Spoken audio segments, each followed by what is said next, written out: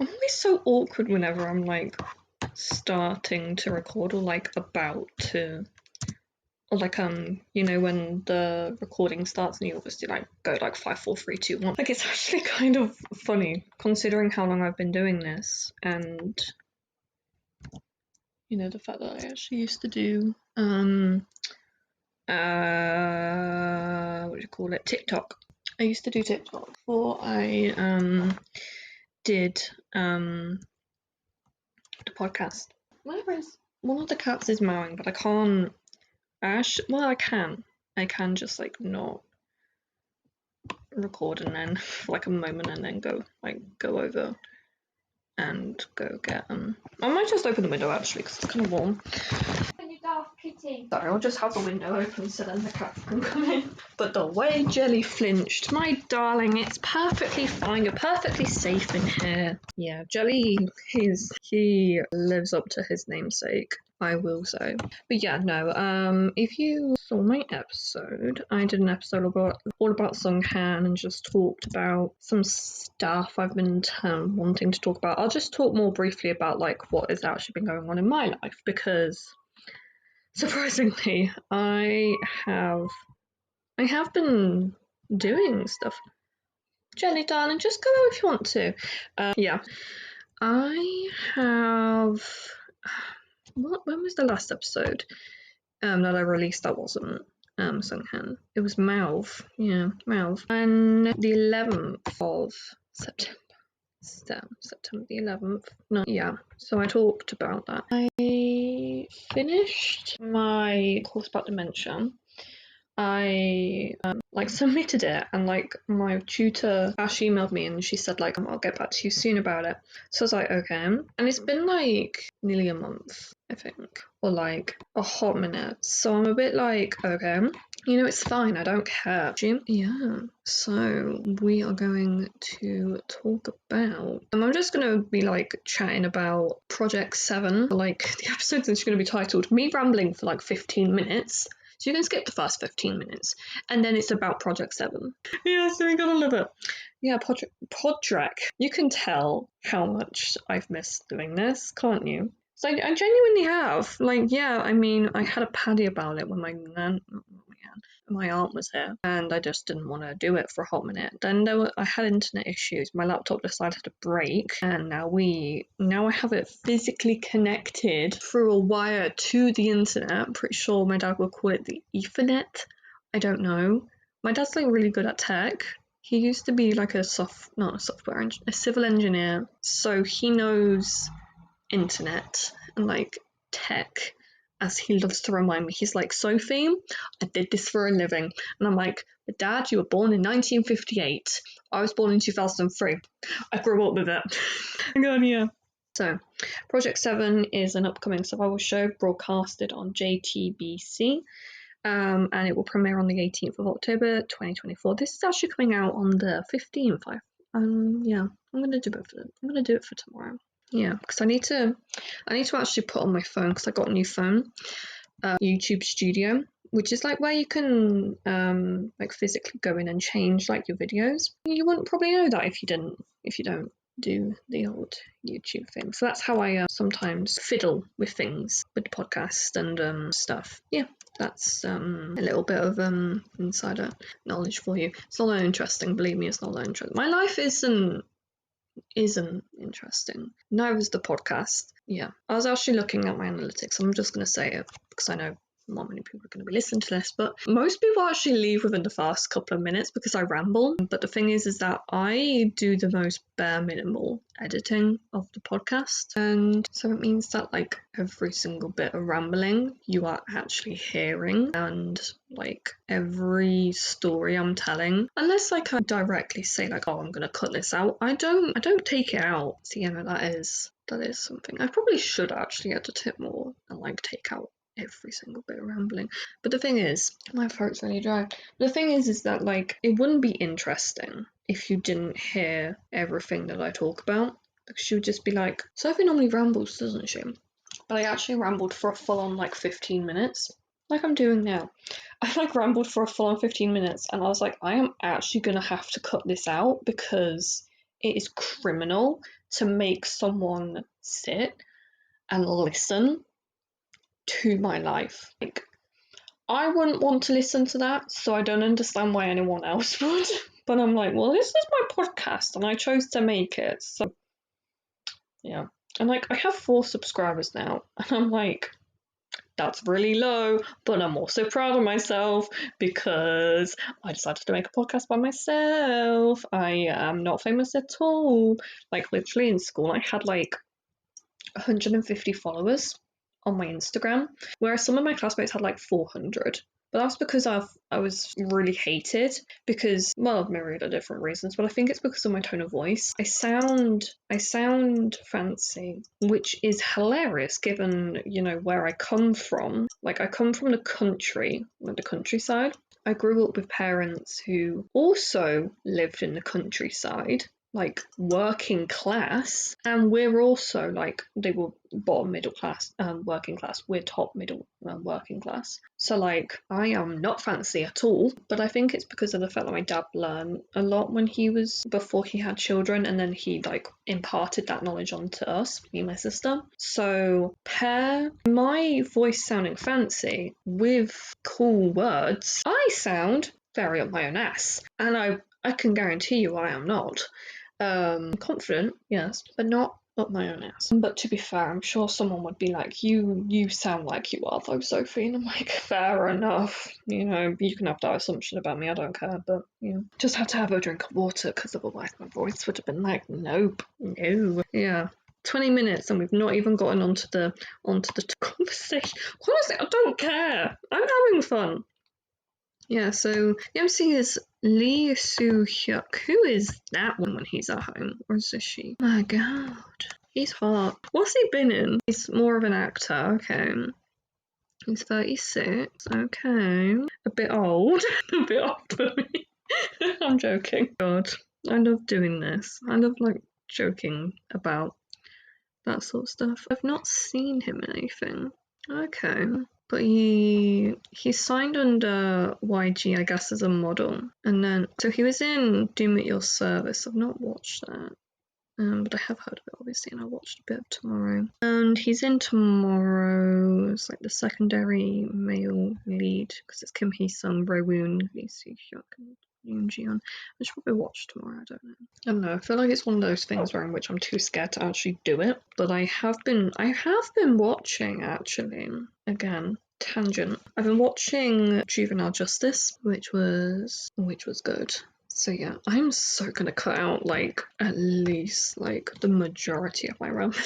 I just imagine one day I'm gonna post like a video, not a video, a podcast of all of my ramblings for like an hour and a half. No one's gonna watch it, but I just imagine that like someone is, and they're gonna be like, this is what a 21-year-old woman from England talks about. And I'm like, yeah, I know. And then we have Ryan Jahan, Lee Hae-in, Ha Sung-woon, Rude, and Bada Lee, I believe. No, they would have been highlighted, wouldn't it? What am I saying? So when they say directors, do they mean like the people who like help out? Or do they mean like actual like help, like what are those things called? Like not Planet Masters. Like Planet Masters, but for Girls Planet, but for my brain, he's a judge. Okay, I'm glad we've got that established. Okay, we're just going to talk about the members. So we have like a member of Pickus, a former fanpick contestant, Abe Yura, who's 19 and he is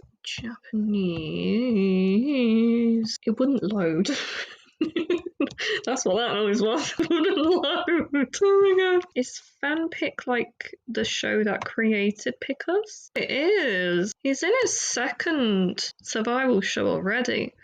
I'm like, here's my thing with like people who do like lots and lots of survival, like Jay Chang from One Pact. He went on Boys Planet, debuted with One Pact, instantly then went on to Build Up, whatever that show was called, and is now in a different group for 2 years. Who even knows how long One Pact's going to be a thing though? So I'm like, dude, focus on one thing at a time. But I'm like, okay, I'm not. The thing is that I don't want to judge too quickly because my sister tells me I judge too quickly and I need to calm down. because otherwise I'm actually gonna annoy people, which I'm like, valid. Yeah. Maybe we'll keep reminding me that like you can't just say everything that's on your mind, Sophie, because otherwise you're actually gonna annoy people. Yeah, what am I saying? Yeah, and another kid was what? Also another contestant called AOM. He was on another Survivor show, but in Thailand because he's Thai, and he was what? So he debuted and then left like a year and a bit afterwards. Oh, we love to see the drama. Wow. Okay, fair. Sometimes I wonder though what the actual reason is for people who leave groups, but I'm honestly, sometimes you just like you start doing something and then you're like, I don't want to do this anymore. And so no one will pick us in the blooming show. Why are you not happy with being in your group? Like, come on. I do kind of understand though with like new groups, you kind of want to go. You kind of want to get your name out there. Sorry, I was just like, I just saw a picture of this guy. He's like 2 years younger than me. Come on, Sophie. What did I just do? It suddenly went black. Oh my god. This is a mess. This is a textbook Sophie, you're a mess sort of situation. That's 27-year-old Hyojin. He's a member of VIENX. I feel like I've heard of that group. An upcoming 2-member group under Nature Space, and they're gonna debut this year, even though there's been nothing about it. And then like everyone left. Okay. Oh, okay. My. Wow. Okay. I mean, the thing is that like most of the people have left. He's now competing on the show. I think it's fair to say that the group is done. Sorry. What is CMDM, might I ask? What is that? 6-member group under the command. No, go away. No one wants to hear about the Kardashians. Sorry, I just got a pop-up. Under Command DM Entertainment. I've heard about them, haven't I? I would just like to clarify that I do actually hear about these groups. It's just that sometimes when I don't like go in, I don't pursue it, and I don't like, listen to their music, I end up forgetting about them. And then I end up like finding it so much later, and then I'm like, wait, didn't I hear about that? And I'm like, yeah, I did, yeah. They've not done much. No, I don't want. This is the problem with split screens, because I've got you guys that I'm recording on right now on one side of the screen, and I've got the thingy that I'm doing with this on. Here's the thing: is that when you start trying to stand groups that don't have much going on with them, they're from a small company, the chances of them actually, doing well are unfortunately very limited, just because of the state of K-pop. We can't criticize, because I'm like, fair. We got some of the members of BAE 173. That was a very controversial thing, just because of the amount of Survivor shows one of the contestants, one of the members has been on. But I'm like, you gotta do what you gotta do, unfortunately. And we also have someone from Alert Boys and Freeway called Jung Sol. That's a very interesting name. Or simply Jung Sol, or formerly Hassel.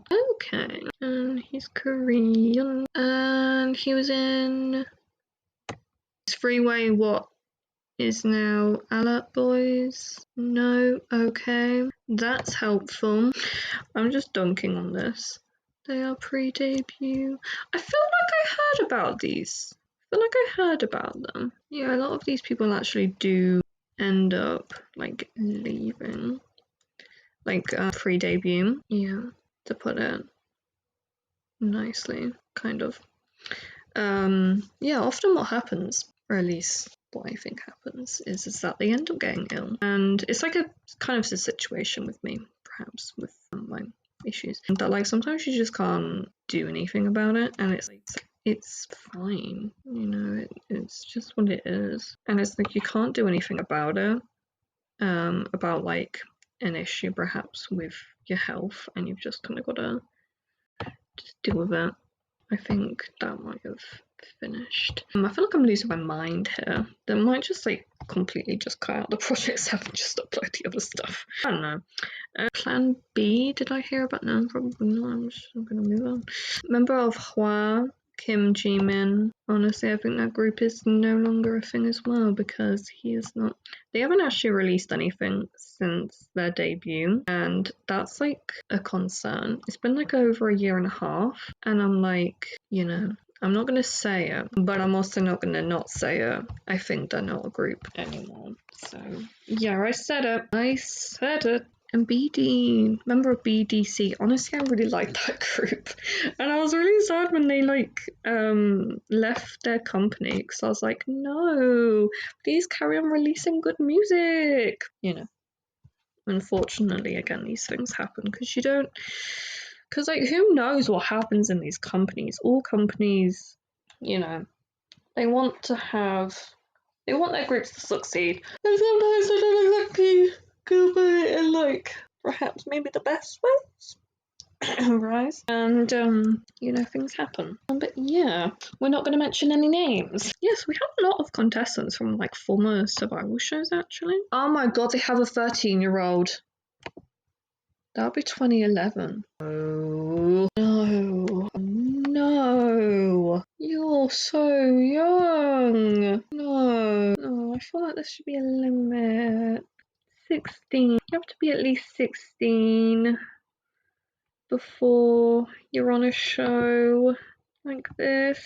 There's another 13-year-old who's Ukrainian. I don't know how to say your name, I'm sorry. Like your birth name. I'm sorry that you feel like you have to go on this show. Like, here's the thing, is that these people might be talented, but it doesn't mean that they should be wasting their youth. Like, come on. Like, I'm trying to be, like, understanding here, but I'm like, you're so young. Please. I don't know. It really messes with my morals, I feel, sometimes with K-pop. So I'm, like, trying to think of, like, how I felt when I was those ages. And, like, when I was 13, it was 2017, and I was having anxiety attacks, like, outside of my classroom because I couldn't cope with all the noise and, like, all of the sensory input. I was having, like real bad trouble with, like, coping with that stuff, and I'm like, it like really messes with you sometimes, like, K-pop. And, like, I don't know, I feel like I'm like really struggling with, like, trying to find some sort of middle ground with it all, and, like, not, you know, disregarding my own morals. But yeah, you know, you can't always have morals. I don't know how to explain it. You can't always have morals, or at least the morals that you did have when you were when you're a part of such a big industry. But I'm like, there are contestants who are 13 years old, you know? They are just a teenager. They more than likely have been working towards this for a while. And they shouldn't have to suffer because, you know, these companies want idols, you know, they want their idols to be young enough so then they can juice them for all their worth. And, like, K-pop's moral ambiguity, or at least, like, the moral ambiguity you kind of have, like, really, really has been messing, at least with me, ever since really the tail situation, you know. Since for about 2 months I've been really kind of struggling with coming to a sense of peace with being okay with this bad stuff that happens, because I can't control anything that happens with my, like, favorite members of the group. Like, my favorite member could leave their group, like Woo Young from ATEEZ, he could leave, and, like, Sunghan literally just left Rise, and I'm like, how do we kind of cope with the weird ambiguities of, like, never quite knowing what's happening in K-pop, and like, you know, our favorites perhaps not being good people, and or like being hated on for no reason and like getting punished. It definitely takes some, like, I'm not saying like completely taking your own feelings out of it, but I'm like, if you just enjoy the music, then just enjoy the music and don't bother even like trying to just enjoy the music and don't like think about the morals of people. But I'm like, sometimes like separating the art from the artist is what I'm trying to say, but I feel like there are some people which you just can't do that with, and K-pop is really making it hard for me to know where to draw that line, because I don't know if I feel comfortable with listening to NCT 127's music